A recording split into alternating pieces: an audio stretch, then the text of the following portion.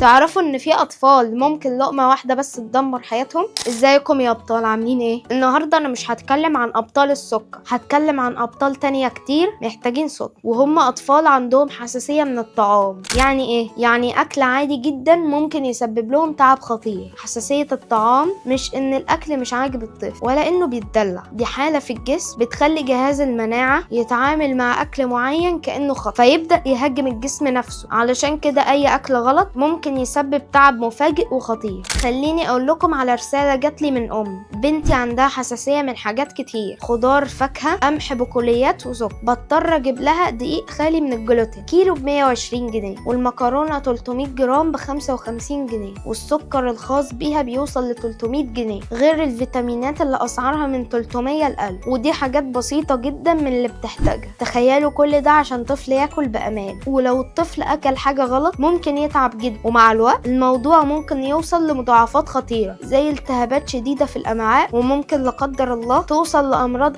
وتدخل في عمليات كبيرة زي استئصال الأمعاء أو القولون. كل ده علشان مفيش أكل مناسب متوفر بسهولة أو سعره في متناول كل أسرة. أنا بتكلم النهاردة باسم الأطفال دي، وبنطالب بكل احترام من مؤسسات الدولة الاهتمام بأطفال حساسية الطعام وتوفير الأطعمة المخصصة ليهم بأسعار مناسبة وفي أماكن متاحة لكل الناس، وكمان ننشر الوعي في المدارس والحضانات علشان نحميهم من أي خطر. الأطفال دي مش محتاجة غير فرصة تعيش بأمان. لو وصلتك الرسالة شارك الفيديو، يمكن توصل لحد يقدر يساعد. وبس كده، وما تنسوش تصلوا على النبي.